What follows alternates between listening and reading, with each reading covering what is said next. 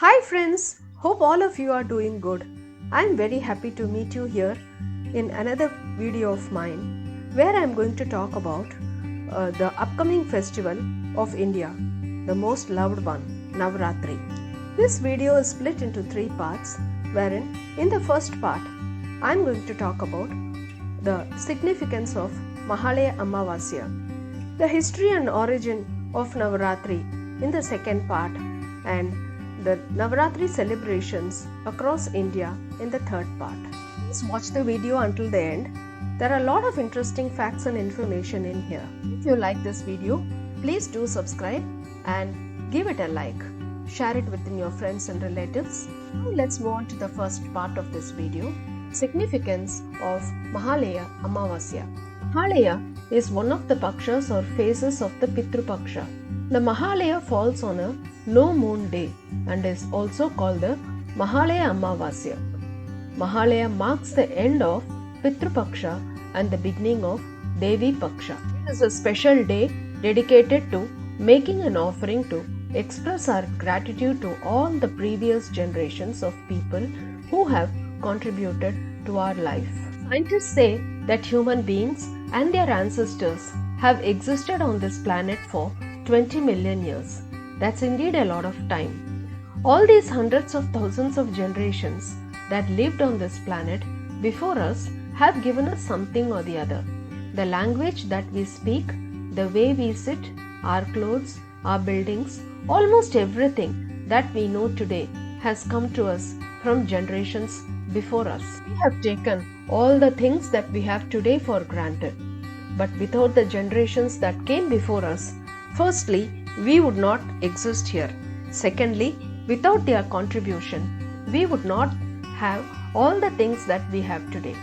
So, instead of taking them for granted, today is a day when we express our gratitude to all of them. It is done as a ritual to pay homage to one's dead parents, but it's actually an expression of gratitude for all those generations of ancestors who lived before us.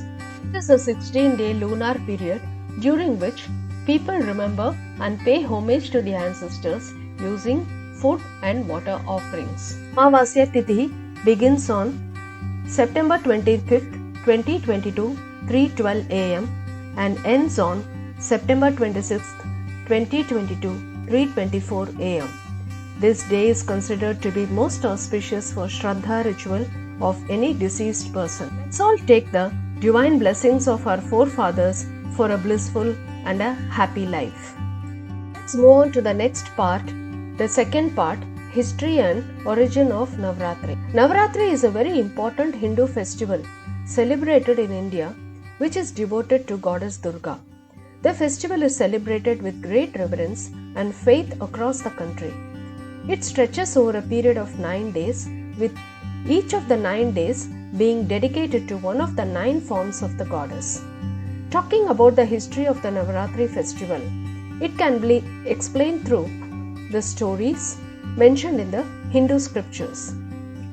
In different parts of India, different legends describe the history of Navaratri. The legend in most parts of the country goes that Mahishasura, the mighty demon, worshipped Lord Shiva and obtained the power of eternity.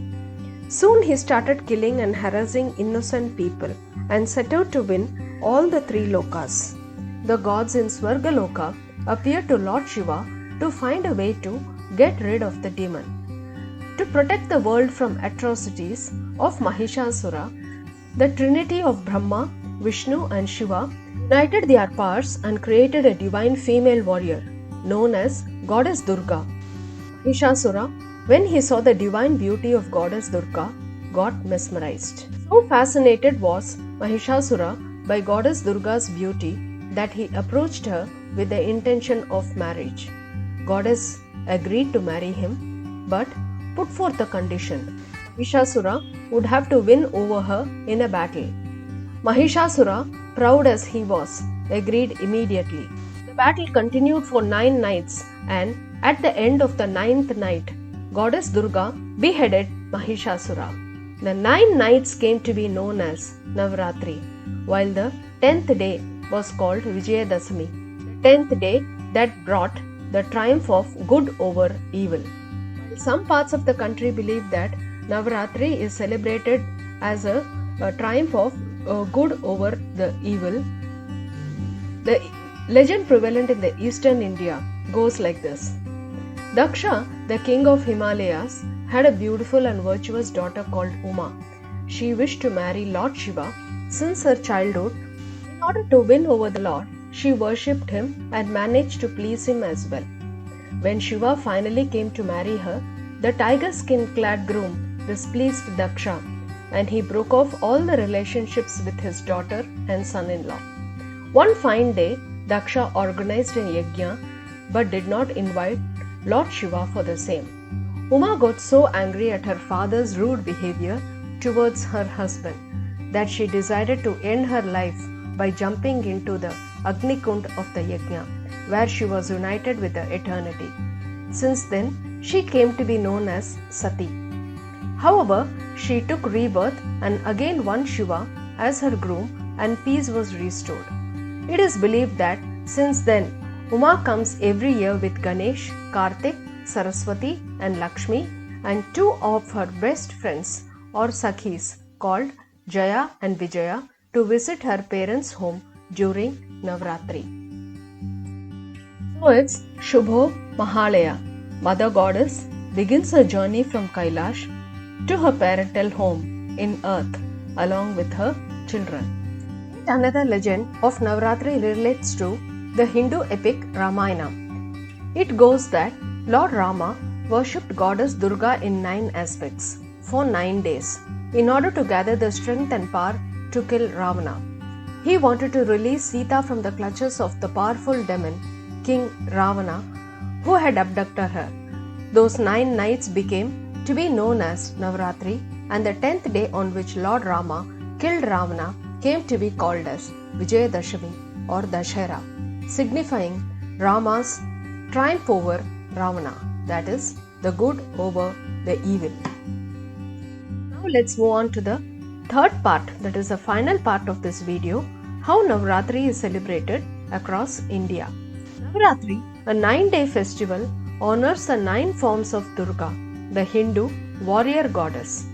Each state in India celebrates in its own special way. Navaratri in Gujarat is known for the Garba Ras, the traditional dance performed by men and women around the Garbo, or an image of Durga. In West Bengal and in most eastern states like Assam, Tripura, Odisha, Jharkhand, Navaratri is celebrated as Durga Puja, the main annual festival for Bengali Hindus that commemorates the victory of Durga over the shape-shifting buffalo demon Mahishasura. In North India, Navaratri is celebrated with the Ram Leela, a dramatic enactment of the life of God Ram from the Hindu epic Ramayana. In the southern state of Tamil Nadu, Navaratri pays homage not only to Durga but also to other Hindu goddesses like Lakshmi and Saraswati. A custom typical of the Navaratri celebrations in South India is the display of Golu, which are figurines that are arranged to narrate popular legends from the Hindu scriptures. In Karnataka, also known as Dashera, Navaratri, particularly in the city of Mysore, follows the same rituals practiced by King Raja Odayar in 1610. On Mahanavami, the royal sword is set on the throne to be worshipped and taken on a procession of elephants and horses. On the 10th day, Dashami, a grand procession of dancers and musicians escorting an image of goddess Chamundeshwari, a form of Durga, mounted on a golden saddle atop an elephant is carried through the city. In Kerala, goddess Saraswati is worshipped during the festival. Education takes center stage during this time as people place books on the altar of goddess of knowledge. A prayer ceremony takes place on Ashtami, the 8th day of the festival, and on the 10th day, the books are taken out and read as a part of the ritual. Here we are. We have come to the end of this video. Lots of information has been shared here. I'm sure you all would have liked it. Give your feedback in the comment section below. Let's gear up for the Navaratri festival. Stay safe and stay blessed. Wishing you all a very happy Navaratri. Meet you soon with another set of information in a new video. Until then, bye bye.